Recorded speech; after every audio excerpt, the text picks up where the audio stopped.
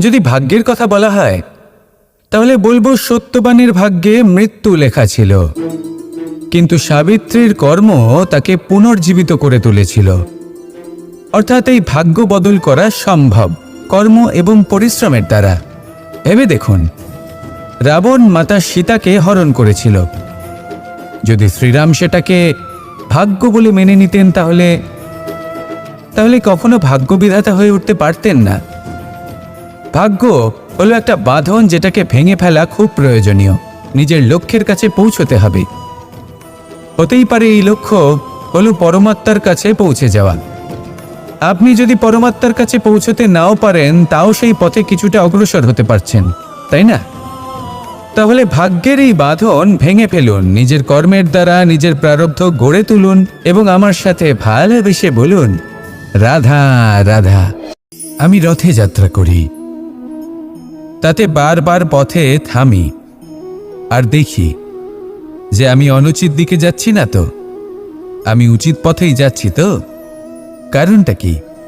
কারণ হলো যাতে আমি পথভ্রষ্ট না হয়ে যাই। জীবনযাত্রাতেও এটাই প্রয়োজন। জীবনযাত্রায় ভোগবিলাসের পথে হারিয়ে যাওয়া খুব সহজ। বারবার থেমে আপনাকে দেখতে হবে, নিজেকে কিছু প্রশ্ন করতে হবে। আমি কি আজ সেই কর্মই করছি যেটা আমি করতে চেয়েছিলাম? আমি কি আজ সেই জীবন যাপন করছি যেমন আমি যাপন করতে চেয়েছিলাম? যদি এই প্রশ্নগুলোর উত্তর হ্যাঁ হয় তাহলে এগোতে থাকুন, নয়তো থেমে যান এবং বিচরণ করুন। মনে রাখবেন, এই সংসার অত্যন্ত জটিল আর এতে হারিয়ে যাওয়া অত্যন্ত সরল। সেই জন্য নিজে থেকে বারবার থামা এবং জীবন চিন্তন করা অত্যন্ত আবশ্যক। তাহলে সেটাই করুন আর আমার সাথে ভালোবেসে বলুন, রাধা রাধা। আমরা যখনই কোনো যাত্রায় যাব বলে মনে করি তখনই আমরা প্রস্তুত থাকি আসন্ন বিপদের জন্য বা সংকটের জন্য। যেমন যদি আমাদের মনে হয় যে আজকের পরিবেশ খুব ঠান্ডা হবে, তাহলে আমরা গরম বস্ত্র ধারণ করি বা সেটাকে সাথে নিয়ে যাই। যদি মনে হয় যে বৃষ্টি হতে পারে বা বৃষ্টি হয়ে চলেছে আমরা দেখছি, তাহলে আমরা একটা ছাতা সাথে নিয়ে নিই। আমরা প্রস্তুত থাকতে চাই এবং এটাই উচিত, এবং সেই কারণেই আমরা যাত্রায় সাফল্য লাভ করি। কিন্তু যদি আমরা কথা বলি জীবনযাত্রা নিয়ে, যা কিনা সব থেকে বেশি গুরুত্বপূর্ণ, তাহলে তার জন্য আমরা পূর্ণরূপে প্রস্তুত থাকি না। আশেপাশের মানুষ, এই সমাজ, আমাদের সাথী, আমাদের মিত্ররা যে কোনো মুহূর্তে বদলে যেতে পারেন। সেই জন্য আমরা নিজেদেরকে কখনো সাবধান করি না, কখনোই নিজেদের প্রস্তুত করি না। আমাদের এটা কখনোই মনে হয় না যে এরকম হতে পারে, আর সেই কারণেই শেষে গিয়ে আমরা অত্যন্ত দুঃখ পাই। একটা অমূল্য শিক্ষা আছে যেটা আমাদের লাভ করা উচিত। সতর্ক থাকা উচিত। এই জীবনযাত্রার জন্য শুধুমাত্র এই পরিবেশের বিষয়ে তথ্য সংগ্রহ করা বা তাকে অনুমান করা এটুকু হলেই চলবে না। আমাদের আশেপাশের মানুষজনকে দেখতে হবে, তাদের স্বভাব পরিস্থিতির ওপর নজর রাখতে হবে।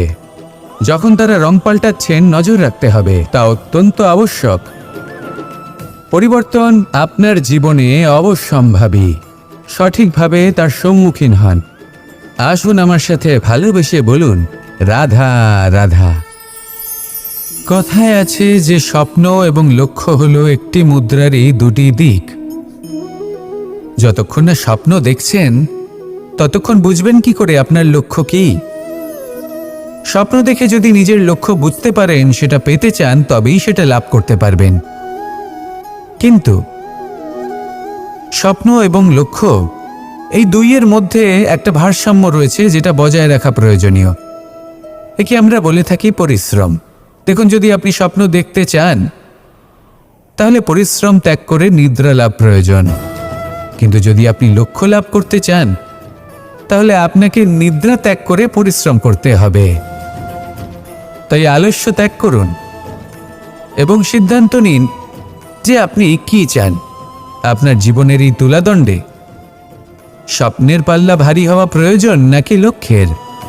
আমার মতে এই দুইয়ের মধ্যে যদি ভারসাম্য বজায় রাখেন তবে পথ নিজে থেকেই সামনে আসবে। শুধু সেই পথে অগ্রসর হতে থাকুন এবং আমার সাথে ভালোবেসে বলুন, রাধা রাধা।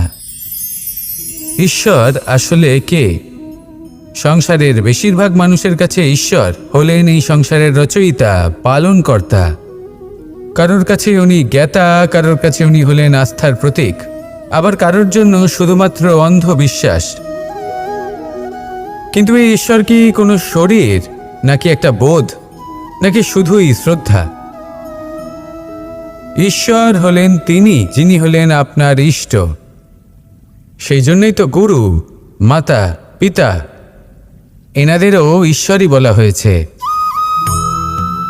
যাদেরকে আমরা ঈশ্বর বলে মনে করি, যারা আমাদের ইষ্ট, তারা আমাদের একটি পথ দেখান, একটি দিকে চালিত করেন। সেই পথে চলে আপনি শুভ কর্ম করতে পারেন।